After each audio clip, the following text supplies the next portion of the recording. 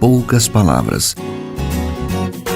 Um olhar sobre o mundo, a vida e a sociedade, à luz da Palavra de Deus, com Augustus Nicodemos.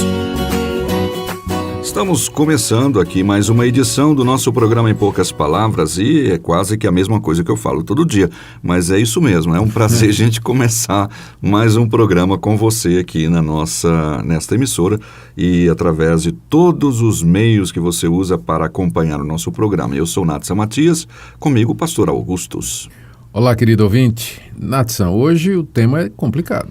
Pois é, eu passei aqui e fiquei pensando, agora é com o reverendo Augustus Nicodemos. Pois é, você fica escolhendo exatamente aqueles mais complicados. É o meu papel, né? Eles passam para mim, os ouvintes, e eu fico mandando lá para a sua avaliação, né? Vamos lá? Tá bom. No primeiro livro de Samuel, capítulo 28, descreve o evento de Saul que fora consultar uma necromante, né?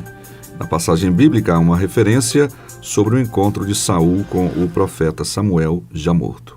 É sobre essa polêmica passagem bíblica que o programa de hoje tomará um pouco do seu tempo, uma vez que esta também é uma dúvida de um de nossos ouvintes internautas.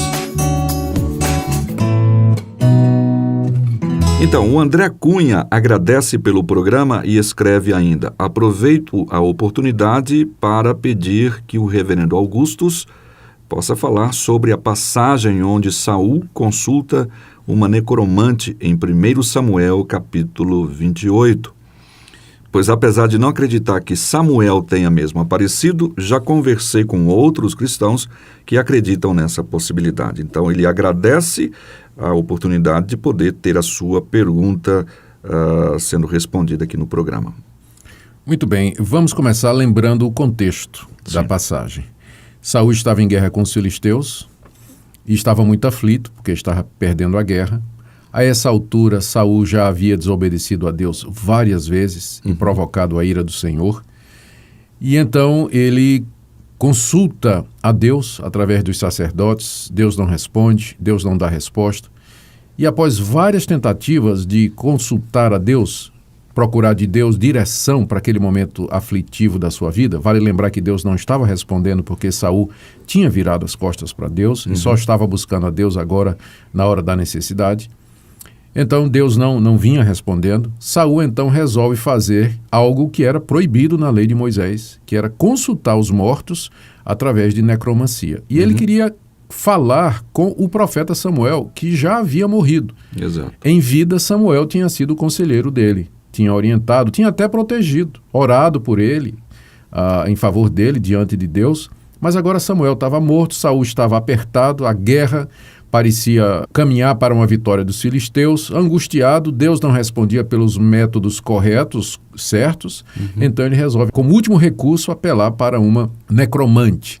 E aí ele se disfarça e vai com mais 2 colegas para a região de Endor, onde tinha uma pitonisa, uma mulher que todo mundo sabia que praticava necromancia, a invocação de mortos, e ele então chega para a mulher e diz: olha, eu quero que você me faça subir Samuel, eu quero falar com Samuel.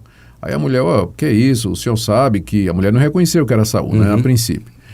O senhor sabe que o rei Saul proibiu a prática da necromancia. É interessante, o próprio Saul tinha proibido isso, né? E aí ele vai procurar. E agora vai procurar. Saul proibiu, eu não quero morrer. Aí Saul diz: não vai acontecer nada não, pode invocar Samuel.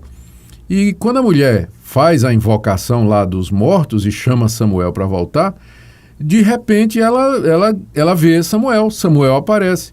E a mulher, tomada de surpresa, e dá um grito, não é? E aí ela, na hora, percebe que é Saul. Ela está diante do próprio Saul. Aí Saul diz: pode ficar calma e me diga o que é que você está vendo. E aí começa um diálogo entre a mulher e Saul, entre a mulher e Samuel, tendo Saul como coadjuvante, participando. E aí Samuel teria dito, não é? Por que você está me incomodando? Por que você me fez subir? Saul diz que eu estou aflito, estou precisando de ajuda, eu preciso saber o que fazer. E Samuel diz: olha, você desobedeceu a Deus e por causa disso Deus vai entregar você aos filisteus e você, daqui a 2, 3 dias, você vai estar morto juntamente com os seus filhos, né? E aí Saul se prostra em terra, abatido e realmente se sentindo destruído, né? Derrotado, né? né? E a mulher então cuida dele, mata um bezerro cevado, faz um jantar ali para ele e tudo mais. E depois aconteceu exatamente como foi dito ali. Né? 2, 3 dias depois, Saul é cercado pelos filisteus. Primeiro seus filhos morrem, finalmente ele é cercado pelos filisteus e ele acaba sendo pressionado a se suicidar. Ele manda o escudeiro enfiar a espada nele e o escudeiro não quer fazer isso, então Saul pega a própria espada e se lança sobre ela, de acordo com o relato do texto bíblico. A grande questão é quem é que apareceu ali na hora em que Samuel foi invocado, considerando que Deus havia proibido que se fizesse tal prática. Existem 3 respostas que são dadas a essa pergunta. A primeira, que foi o diabo. Satanás aproveitou aquele momento para se manifestar ali como se fosse Samuel. O que a mulher teria visto, então, seria um espírito maligno transfigurado na pessoa de Samuel. E embora Satanás não conhecesse o futuro, ele mais ou menos podia adivinhar qual seria o resultado da guerra. Por causa da situação, né? Por causa da situação. Então, essa é a opinião da maioria das pessoas. Por que as pessoas acreditam que era isso? Primeiro, porque não acreditam que Deus teria atendido Saul através de um método que o próprio Deus condenava. Segundo, porque se disser que foi Samuel, seria abrir a porta para dizer que isso pode acontecer outras vezes em centro espírita, de mortos voltar e se comunicar com os vivos. E terceiro, porque há uma relação muito forte entre Satanás e as práticas ocultistas. Nós sabemos disso. Sim. O problema é que o texto bíblico, 1 Samuel capítulo 28, não menciona Satanás. Nenhum momento se refere a Satanás como sendo alguém que entrou ali. Em outras ocasiões, quando o diabo está agindo, a Bíblia diz, por exemplo, lá no jardim, né, a serpente mais astuta de todos os animais, e mais adiante no castigo que ele vai sofrer, Deus então fala da sua descendência, cuja cabeça será esmagada, e mais adiante lá no Novo Testamento, então aquela serpente é referida como sendo exatamente Satanás. É o dragão, inclusive, a antiga serpente. A antiga serpente, né? Então, quando Satanás está presente, geralmente a Bíblia diz, Pedro, por exemplo, Pedro quis impedir Jesus de ir para a cruz, e Jesus voltou-se para ele e diz, arreda Satanás, porque por detrás da sugestão de Pedro havia a influência satânica. Sim. Tá? Então, se fosse Satanás, nada impediria o autor bíblico de dizer. Nos próprios livros históricos há uma narrativa em que diz assim, e Satanás incitou Davi a contar todo Israel. Também no livro de Jó, começa dizendo, Satanás apareceu e incitou Deus a destruir Jó. Então, por que o autor não disse que era Satanás, se fosse Satanás? Não é? Eu não sei, mas eu acho que esse programa vai ser insuficiente para a gente falar desse tema sozinho. Vamos lá, continua. Vamos tentar ser preciso aqui. A segunda interpretação, Natsan, é que a mulher é uma charlatã. Ela não viu nada. Né? E como acontece em muitas situações dessa, de necromantes e tudo, ela estava imitando, ela percebeu que era o rei Saul, e então ela imitou a Samuel. Diz que estava vendo o ancião, diz que estava vendo aquela pessoa envolta numa capa, e aí ela teria feito toda aquela pantomima para iludir Saul. Mas, por outro lado, mais uma vez, você volta ao texto bíblico e o texto bíblico não dá o menor sinal disso. A mulher parece ter sido genuinamente apanhada de surpresa, não é? A descrição que ela faz do que é que vai acontecer é uma descrição precisa, aconteceu exatamente, que Satanás pudesse ter uma ideia do que ia acontecer, tudo bem, mas a mulher tem uma ideia exatamente de que o rei ia morrer com seus 2 filhos dali a 2, 3 dias, teria sido um golpe de sorte se foi adivinhação, né? Apesar de que aquela primeira linha diz que não aconteceu bem exatamente, né? Tem algumas coisas que eles... eles querem dizer que não bateu exatamente, mas se cumpriu como está dito, né? Em linhas gerais. E a terceira opção é que era Samuel mesmo. Exegeticamente falando, essa é a posição que mais se aproxima do texto. Eu vou ler aqui alguns versículos da passagem. No verso 11, Saul diz à mulher, me faz subir Samuel. Aí no verso 12, vendo a mulher a Samuel, gritou em alta voz. Aí então... Continua. No verso 14 diz, entendendo Saul que era Samuel, se inclinou com o rosto em terra e se prostrou. Verso 15, Samuel disse a Saul, por que me inquietaste fazendo subir? Verso 16, então disse Samuel, Por que, pois, a mim me perguntas, visto que o Senhor te desamparou e se fez teu inimigo? Ora, quem quer que escreveu o livro de Samuel acreditava que quem apareceu ali era Samuel. Era o próprio Samuel.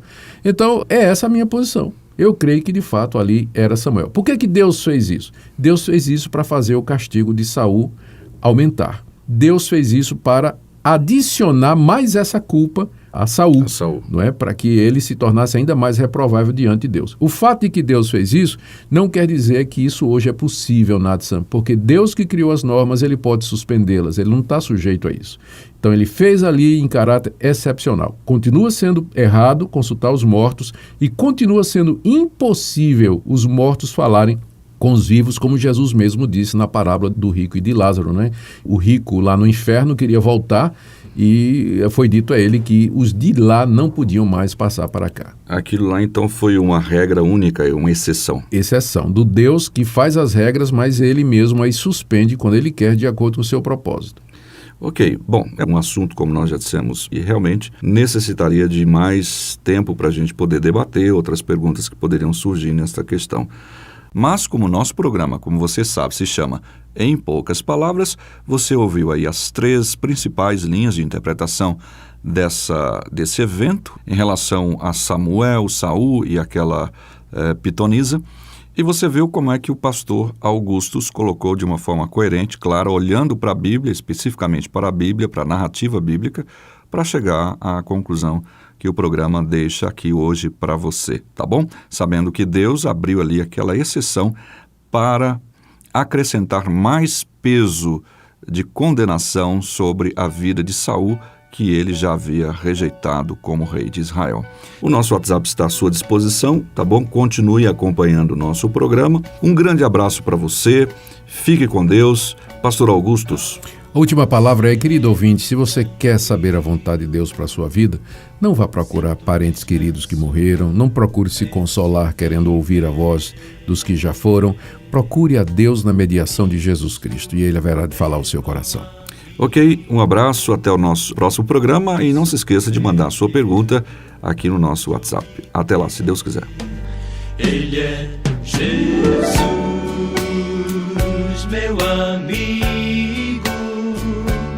meu Senhor, o Salvador. Só por Ele ganhei a vida eterna com Deus.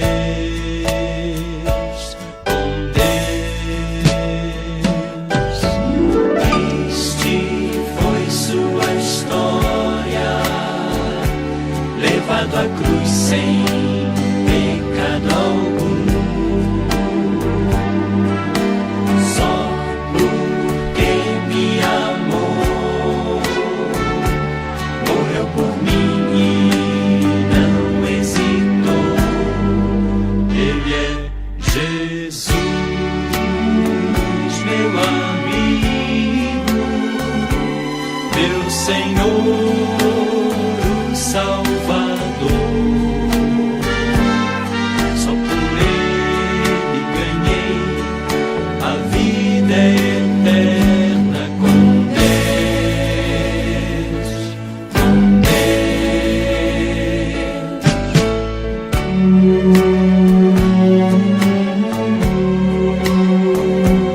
Venha estudar a Palavra de Deus com profundidade.